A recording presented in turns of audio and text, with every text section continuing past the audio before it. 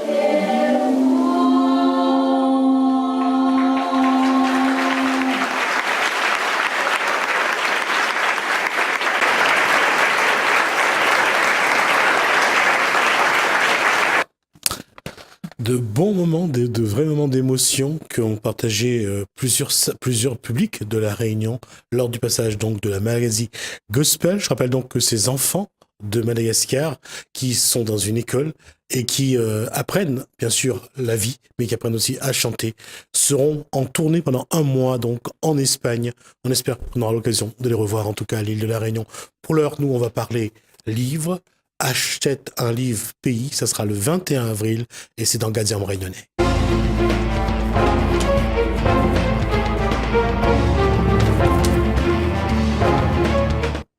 Éric Robin, bonsoir. Bonsoir. Édition Epsilon. Fabrice Urbetro, illustrateur de BD, bonsoir. Bonsoir. C'est un moment particulier parce que j'ai parlé plusieurs fois de Fabrice Urbatro, j'ai parlé de ses dessins, et c'est là que j'ai l'honneur de le recevoir ce soir. En tout cas, c'est un grand honneur, puisque on va évoquer Vous étiez au Salon du Livre à Paris, je crois. Cette fois-ci, oui ou non? Cette fois-ci, non. Non, vous étiez en tout cas il y a 2 ans. Salon de Montreuil, Oui, oui, ou Angoulême. Aussi, oui, effectivement. Et d'ailleurs, l'Angoulême, c'est pour la BD d'ailleurs. Pour la BD, exactement. Et justement, on va en parler de ça. Alors, à Châtain-Livre-Pays, on en est pas loin. C'est dans quelques jours. Là, est-ce que la mobilisation sur le terrain, ça marche un peu? Est-ce que les gens en parlent? Est-ce que on parle du livre pays? Oui, on parle du livre pays. On en parle aussi beaucoup sur Internet. On a un site, une page Facebook qui est animée. On demande aux gens d'ailleurs qui ont un coup de cœur sur un livre pays de se photographier, de faire un selfie avec le livre en fait et de le mettre en ligne sur le site. Et on en parle, oui, tout à fait. Et c'est déjà la 2e, voire même 3e édition. Deuxième. C'est la 2e, je crois. Voilà, ouais, tout à fait. Et oui, c'était un beau succès l'année dernière. Et lorsqu'on parle de livre pays, illustrateur, c'est quoi exactement, Fabrice Urbatro? Illustrateur, c'est assez simple en même temps. J'aurais pu dire dessinateur, mais j'ai dit illustrateur. Illustrateur, l'illustrateur illustre. Donc. Alors, illustrer, on va montrer. Alors, ça, ce sont les dessins. Voilà. Alors, prenez un bouquin, prenez un avec vous. Alors, je vous laisse montrer le premier. Alors, ici, c'est 974. Votre caméra est juste là, je crois. Voilà, 974 tome 2. Levez un petit peu, Ce levez un que petit vous peu. avez Voilà. vu, c'est 974 tome 1. Alors, 974, je trouvais ça. Qui c'est qui a trouvé le texte? C'est Fabrice? C'est Fabrice. Voilà. Fabrice est d'accord. l'auteur complet en fait sur cette BD. Il est à la fois illustrateur et auteur. D'accord. Fabrice Urbatro. Donc, là-dessus, il n'y a pas le nom. Alors, qu'est-ce qu'il y en a? oui, il y a parce devant. Oui, Ouais. au début, Là, je voulais pas mettre mon nom parce que ouais. j'étais un peu. C'est une question d'humilité, de modestie. On va dire, mais bon, c'était plutôt, je voulais quelque chose de sobre sur la couverture. Et voilà, c'était vraiment concentré sur le titre de 974. La BD réunionnaise, je vais montrer ça. Voilà. La BD réunionnaise, ça marche, ça attire. Ça marche. Ouais. Ça attire également. C'est très très riche. Il faut dire que la BD réunionnaise a quand même quasiment plus de 30 années d'existence avec la première vague fin des années 80, avec l'apparition du Cri du Margouillat, plus les éditeurs qui sont apparus derrière comme Epsilon. Qui permettent aux jeunes dessinateurs qui ont envie de faire de la BD de produire localement de la bande dessinée, chose qui n'était pas vraiment possible avant. On avait des magazines des magazines BD, mais après avec Epsilon par exemple, qui était l'un des premiers éditeurs qui a fait dans la bande dessinée à la Réunion, voilà, ça nous a permis à nous, jeunes, moins jeunes, et les nouvelles pousses qui arrivent derrière, de continuer dans la bande dessinée. Et on est très très nombreux et nombreuses, parce qu'il y a aussi beaucoup de filles à La Réunion qui font de la BD. Fabrice Urbatro a cité le Cri du Margouillat. C'est un style, c'est une façon de faire. Et dans l'évolution, la BD a évolué comment finalement? À La Réunion, ça a évolué vers quoi? Il y avait Tiburce également. Oui, Tiburce de TM. est connu également là-dessus. Qu'est-ce que, à travers les dessins, la bande dessinée, qu'est-ce que le Réunionnais cherche un petit peu dans ce qu'il vit, dans son histoire? Alors, c'est une question. Je vais essayer d'y répondre. Cet exemple-là, par exemple, 974. Alors, je pense que 974, je vais prendre l'avis de mon éditeur. Je pense que c'est un projet que je pense à un moment donné qui était un projet plus, par rapport à ce que je faisais avant, plus mature. Parce que ceux qui ont grandi avec la bande dessinée ou qui grandissent actuellement, par exemple, avec le manga, on est beaucoup influencé par tout ce qui est extérieur. Donc que ce soit le manga, la bande dessinée américaine, la bande dessinée franco-belge. Donc on fait nos armes, on dessine en recopiant, que ce soit du Tintin ou du Spider-Man, etc. Ou du manga avec Otomo et compagnie. On s'inspire vraiment de ce qu'il y a dehors. Et c'est vrai que moi je dessine depuis très très longtemps. J'ai fait mes armes avec les Cris du Margouillat et il a fallu que je trouve un style. Et mon style, je l'ai trouvé en revenant sur ce que je connaissais. Et donc, quand j'ai fait la connaissance d'Éric Robin, je lui ai amené un projet qui était plus en phase avec La Réunion. Voilà. D'où le titre 974, une histoire qui se passe à La Réunion en plein dans le contexte réunionnais. Un éditeur, c'est ce qu'il recherche, c'est quelque chose qui soit un peu qui soit authentique et qui plaît. En termes de BD, nous, ce qu'on aime bien éditer, ce sont des jeunes auteurs qui n'ont jamais publié, justement. C'est-à-dire qu'on aime, en fait, que ce soit David d'Orvilliers, que ce soit Rémi Morel ou d'autres, leur donner leur chance, faire en sorte qu'ils puissent avoir un bouquin qu'ils vont fièrement aller présenter en librairie auprès du public et en métropole, puisqu'on est aussi diffusé en métropole et sur le net. Donc tout ça, c'est important. Et oui, effectivement, une expression personnelle de l'auteur. En fait, nous, éditeurs, on est là pour mettre en valeur le talent des auteurs. Voilà, c'est ce que je dis généralement, c'est ce que je pense profondément. J'avais posé la question à Philippe, le président de la Réunion des livres, Philippe Vallée, qui était là. Je lui ai demandé un petit peu est-ce que ça avait bien marché au Salon du Livre à Paris. Apparemment... semblerait. Moi, je n'y étais pas non plus, mais on nous a dit effectivement... Il y a eu de bons retours du salon, en tout cas sur ce qui est produit à La Réunion. Aujourd'hui, à partir des ouvrages qui sont là, qu'est-ce qui marche bien chez Epsilon ? En fait, nous, on a 2 maisons d'édition, Epsilon et Océan Édition.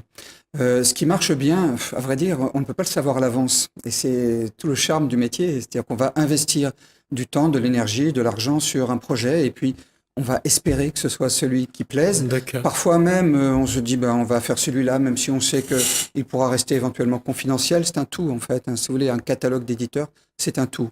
Et ce qui fonctionne, en général, c'est ce qui va susciter l'émotion ou la surprise. Voilà. Donc, Et concernant tout ce qui est bande dessinée à La Réunion, entre ce qui est fait pour les enfants, ce qui est fait pour un public plutôt, je dirais, initié, des passionnés de la BD, et ceux qui essayent de se mettre un peu à la lecture, comment trouver un équilibre ? En fait, nous, chez Epsilon BD, on va plus être grand public que d'autres éditeurs de la place qui vont être peut-être un peu plus spécifiques sur des niches.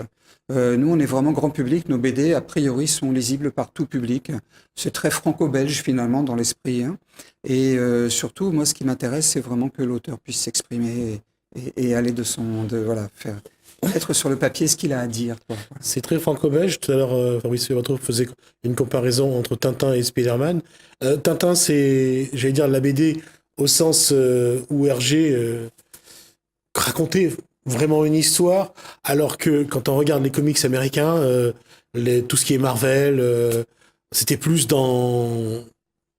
Ça sortait, c'était pas de l'imaginaire, là, c'était vraiment du rentre-dedans, quelque part. Mais finalement, c'est vrai, les deux ont marché. Ah oui, et puis sans compter le manga. Après, quels que soient les genres, il y a toujours un public il y a un public manga, un public pour le comics américain, un public franco-belge. Après, moi par exemple, j'ai eu la chance d'avoir toutes ces influences-là. Et c'est ce que j'ai mis un petit peu toutes mes influences, que ce soit comics, manga, BD franco-belge. J'ai un peu tout mis dans 974. En tout cas, il y a une chose qui est vraie aussi. Aujourd'hui, même si les livres, de manière générale, marchent bien, on voit que la BD devient un passage obligé pour les auteurs, pour les éditeurs. En tout cas, on y retrouve des tranches de vie, en tout cas. Oui, et puis les auteurs aussi sont transversaux. C'est-à-dire, si je prends le cas de Rémi Morel, par exemple, on a publié son premier album, qui est une BD qui s'appelle Indrani, qui est sortie l'année dernière, avec Pécantal au scénario. Et Rémi, il a aussi travaillé sur le Waro Dunker Marmaille, qui est un livre CD avec Daniel Waro. Et donc, Fabrice aussi a eu l'occasion de travailler sur Oussa Noussa Marmaille aussi. Donc là, il y a aussi une transversalité, livre jeunesse, bande dessinée. En fait, les illustrateurs et les auteurs de pays sont hyper talentueux. Donc si on peut leur proposer aussi de sortir un tout petit peu de leur spécialisation, c'est formidable. D'accord. L'occasion, on rappelle donc que le 21 avril, donc, l'opération Achète un livre pays. C'est l'occasion aussi de redécouvrir, parce que je pense que beaucoup connaissent les auteurs réunis, au moins leur production. Qu'est-ce qu'on peut attendre d'une telle opération Achète un livre pays ? vous qui êtes auteur et donc illustrateur, vous qui êtes éditeur, qu'est-ce que vous attendez de cette opération, cet événement? Nous, on aime bien faire savoir qu'à La Réunion, l'édition est de très bon niveau. Elle est d'un niveau vraiment qui n'a rien à envier à ce qui peut se faire ailleurs. On parlait du Salon du Livre de Paris et de Montreuil tout à l'heure. La Réunion, elle est le seul département d'outre-mer à être représenté en tant que tel sur ces événements. Alors on a des aides, hein, il faut le reconnaître, il faut le dire aussi, hein, la DACOI, la région, c'est important de le signaler. On est soutenu, c'est une filière, et ce qu'on en attend nous, c'est, on est souvent dans les salons, on a le public qui vient nous voir et qui nous dit « Oh là là, j'en reviens pas, il y a ça qui est fait localement. » Ben oui, il y a ça qui est fait localement. Donc on ne le répète jamais assez, c'est ça qui compte pour nous. Le dire, le redire, le dire encore. Et cette journée-là, elle est là pour ça, quoi. Oui, ça va trop. Une reconnaissance locale, c'est quelque chose qui est encore plus fort pour un auteur. Être reconnu chez soi. Bien sûr, dans l'absolu, oui. Après, je veux dire, on travaille aussi pour soi et aussi, voilà, on a envie de raconter, voilà, comme disait mon éditeur, voilà, on a envie de raconter La Réunion, donc on a envie de donner, voilà, donner de soi-même, partir de choses qu'on connaît. Et après, si ça plaît, si ça marche et que le public réunionnais se reconnaît dans ce qu'on a à offrir, après, je pense que voilà, la reconnaissance qui viendra après, bon, c'est toujours c'est plaisant. Qu'est-ce que le public, quand il dit à Fabrice Batrou, quand il le rencontre, quels sont les échanges? Alors, mon éditeur va rigoler. Où est le tome 3? C'est le truc qui revient le plus souvent. Parce que 974, c'est une bande dessinée. Faut répéter ça, c'est quoi? C'est où en est le tome 3? Ah, d'accord. C'est une petite blague. Mais donc là, on parle de 974, là. 974, parce qu'en fait, il y a un tome 1 et tome 2 qui sont sortis depuis un moment déjà. Ouais. Et j'ai un éditeur qui est un peu derrière moi. Et aussi, il y a voilà, les choses que le public, quand je rencontre le public, il me demande alors, c'en est où? Si je peux me permettre, c'est aussi parce que Fabrice fait plein de choses. Et notamment, tu es toi aussi éditeur au final, hein, pour le magazine Babouk. Oui. Et donc, ça lui prend pas mal de temps. Et voilà, donc ça, pour moi, si vous voulez, le fait que ça traîne un peu sur 974, ça ne me gêne pas tellement à savoir qu'il y a aussi de la belle production qui est faite sur le magazine Babouk avec Fabrice. Et le public, pour le 20... Mais je le prends comme un compliment. Ça veut dire que si le public me demande où ça en est, ça veut dire qu'il y a une attente aussi, donc une certaine pression. Vous serez où le 21 avril? À quel endroit? Et où est-ce que le public pourra vous rencontrer le 21 avril? Alors, le 21 avril, j'achète un livre pays. Alors, je vérifie sans cesse. 21 avril, j'achète un livre pays. Alors, pour retrouver 974, par exemple, bon, je remonte un petit peu le tome 1, tome 2, et puis un petit peu aussi les grandes dates de l'histoire de La Réunion. C'est notre album concept avec, en collaboration avec Gilles Gauvin. On va juste montrer, je vais juste montrer, voilà, si la régie peut me faire un plan. Voilà donc les grandes dates de l'histoire de La Réunion. Donc là, c'est tome... un seul tome. D'accord, Gilles Gauvin et Fabrice Batrou, donc l'occasion aussi de voir. Alors ça se passe, on saura, enfin, pour se faire dédicacer ces livres, parce que vous pouvez l'acheter dans tous les partenaires de l'opération sur toute l'île. Après, si vous voulez repartir avec une dédicace de l'auteur, mais moi je serai du côté, je sais pas si on peut dire, du côté de la FNAC à Saint-Pierre. FNAC à Saint-Pierre. À Saint-Pierre. D'accord. Eric Robin sera quelque part pour recevoir le public le 21 au salon Cabarlire qui se passe au port, qui dure 3 jours et qui est en phase avec la journée du pays. D'accord. Donc c'est l'édition créole, hein, voilà, qui tourne autour des mondes créoles. Et je serai sur place là-bas le samedi 21 avril, place des Cheminots au port. D'accord. Bon, écoutez, on essaiera d'y être aussi, ne serait-ce que pour ramener quelques images. Merci. Eric Robin, donc édition Epsilon. Merci, Fabrice Batrou. Merci à vous. Donc, illustrateur, et comme j'ai dit tout à l'heure, ça a été un plaisir de rencontrer quelqu'un dont je parlais depuis 3 ans, mais dont j'avais pas eu l'occasion de serrer la main. Merci à vous deux. Rendez-vous donc le 21 avril pour l'opération Achète un livre pays, mais également pour le Cabarlier, donc du port cette même semaine. Les événements. Le livre pays, en tout cas, est en bonne santé. Ça veut dire qu'il y a de très bons auteurs, il y a de très bons producteurs, il y a de très bons éditeurs également. On espère que vous serez là pour les soutenir, pour les encourager. En tout cas, ils le méritent. Merci à vous. Merci à vous également de nous avoir suivis. Je vous souhaite un bon début de soirée sur Télé Créole. Je me remercie également François et Hélène pour leur collaboration technique toujours efficace. Merci à vous deux. Et moi, je vous dis à bientôt.